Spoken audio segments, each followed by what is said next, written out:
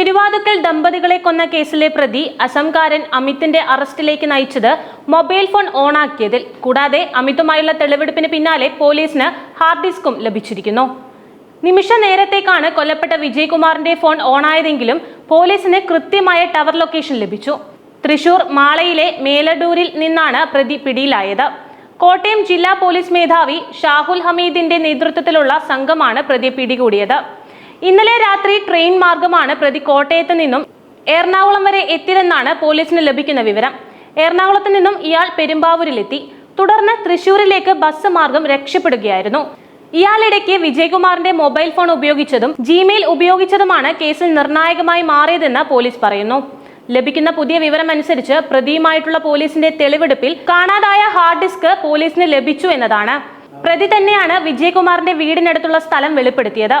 പ്രതിയുടെ യാത്രാ വിവരങ്ങൾ അടക്കം പോലീസ് സംഘം കൃത്യമായി പിന്തുടരുന്നുണ്ടായിരുന്നു. രാത്രി മുഴുവൻ പിന്തുടർന്നാണ് പ്രതിയെ പോലീസ് പിടികൂടിയത്. കൊല്ലപ്പെട്ടവരുടെ വീട്ടിലെ മുൻ ജോലിക്കാരനായിരുന്നു അസംകാരൻ അമിത്. വിരലടയാളത്തിൽ നിന്നാണ് പ്രതി അമിത് ഉറാങ് തന്നെയാണെന്ന് പോലീസ് ഉറപ്പിച്ചത്. 6 മാസം മുൻപുള്ള ഫോൺ മോഷണ കേസിലെ വിരലടയാളവും ഇന്നലത്തേതും ഒന്നു തന്നെയായിരുന്നു. അമിത്തിന്റെ കയ്യിൽ നിന്നും നഷ്ടമായ പ്ലാറ്റ്ഫോം ടിക്കറ്റ് വിജയകുമാറിന്റെ വീട്ടിൽ നിന്നും കിട്ടി. കൊലപാതകം ലക്ഷ്യമിട്ട് കോട്ടയത്തെത്തിയ പ്രതി ലോഡ്ജിലാണ് താമസിച്ചത്. പ്രതിയുടെ CCTV ദൃശ്യങ്ങളും ലോഡ്ജിൽ നിന്നും ലഭിച്ചു. കോട്ടയത്തെ ഇന്ദ്രപ്രസ്ഥം ഓഡിറ്റോറിയത്തിന്റെ ഉടമയാണ് കൊല്ലപ്പെട്ട വിജയകുമാർ. വിജയകുമാറിനെയും ഭാര്യ മീരയെയും കോടാലി ഉപയോഗിച്ച് വെട്ടിക്കൊന്ന നിലയിലാണ് കണ്ടെത്തിയത്.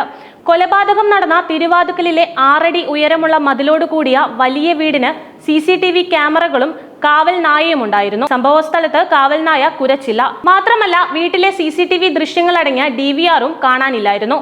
ഇതോടെ മോഷണ ശ്രമമല്ല കൊലയ്ക്ക് കാരണമെന്ന് പോലീസിന് വ്യക്തമായിരുന്നു.